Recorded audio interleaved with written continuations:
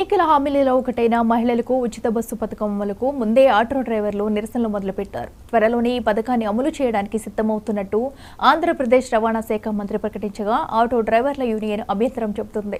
పథకానికి వ్యతిరేకం కాదంటూనే ముందుగా తమ ఉపాధికి జరిగే నష్టం గురువాయించి ఆలోచించాలని యూనియన్ నాయకులు డిమాండ్ చేస్తున్నారు. క్షేత్రస్థాయి అధ్యయనం జరగాకే విధి విధానాల రూపకల్పన జరగాలంటున్నారు.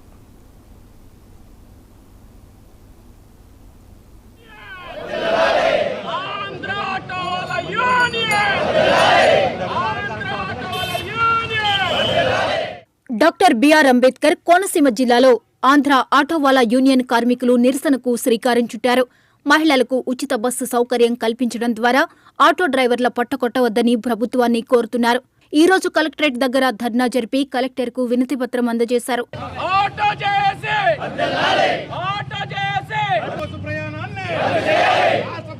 ప్రవేశపెట్టిన మహిళలకు ఉచిత బస్సు ప్రయాణాన్ని రాష్ట్ర ప్రభుత్వం మహిళలకు ఉచిత బస్సు పెట్టిన ప్రవేశపెట్టిన విధానాన్ని ఆటో కార్మికులకి న్యాయం చేయాలి.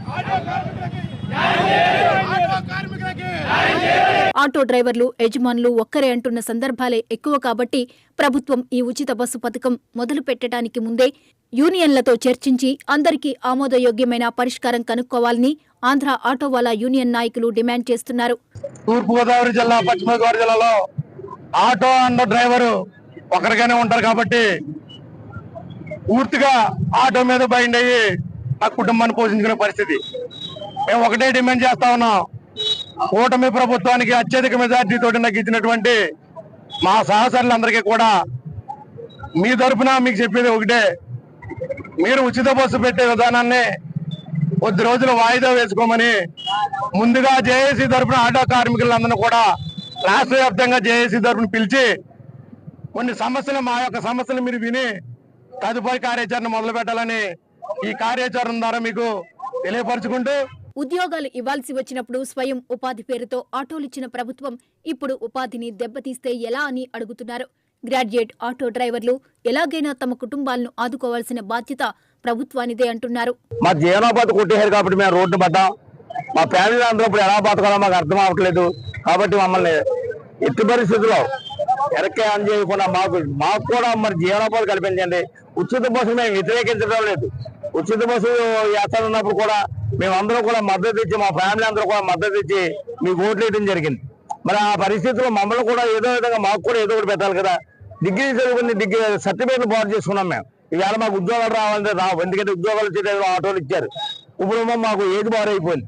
ఈ ఏజ్ బార్ అయిపోయిన మాకు ఉద్యోగాలు కూడా రావు. కాబట్టి మాకు జీవనోపాధి కోసం మా ఫ్యామిలీకి అంతటిగానే మీరు ఏదో న్యాయం చేయాలని మేము కోరుతున్నాం. క్షేత్రస్థాయిలో ఆటో డ్రైవర్ల సమస్యలు తెలుసుకుని ఉచిత బస్సు పథకం ప్రభావాన్ని అంచనా వేసిన మీదటనే పథకం అమలు నిర్ణయం తీసుకోవాలని యూనియన్ నాయకులు డిమాండ్ చేస్తున్నారు. వ్యాప్తంగా వివిధ జిల్లాల్లో, వివిధ ప్రాంతాల్లో మన కార్యక్రమాన్ని ప్రభుత్వానికి తెలియజేయడానికి అది ఆర్డీఓ కార్యాలయమా, జిల్లా కలెక్టర్ కార్యాలయమా, ఎంఆర్ఓ కార్యాలయమా అనేది లేకుండా రాష్ట్ర ప్రభుత్వానికి మన అభిప్రాయాన్ని తెలియజేయడానికి పెద్ద ఎత్తున కార్యాచరణకు పిలిపిస్తా ఉన్నాం. దాంట్లో భాగంగా ప్రారంభంగా ఇక్కడ జరిగినటువంటిది, నిన్న మొన్న నరసాపురంలో జరిగినటువంటిది, అలాగే భీమవరంలో జరిగినటువంటిది కార్యక్రమాలు ఉన్నాయి. రేపు 12వ తేదీన వరకు రాష్ట్ర వ్యాప్తంగా ఈ కార్యక్రమాలు వినతి పత్రాలు ఇచ్చుకుంటూ పోయి 13, 14 తేదీల్లో రాష్ట్ర వ్యాప్తంగా సమీక్ష చేసుకుని మహిళలకు ఉచిత బస్సు పథకం పెట్టి ఆటో కార్మికుల పొట్ట కొట్టవద్దని కోరుతూ పెద్ద ఎత్తున జరిపిన ధర్నాలో యూనియన్ నాయకులు, ఆటో కార్మికులు పెద్ద సంఖ్యలో పాల్గొన్నారు.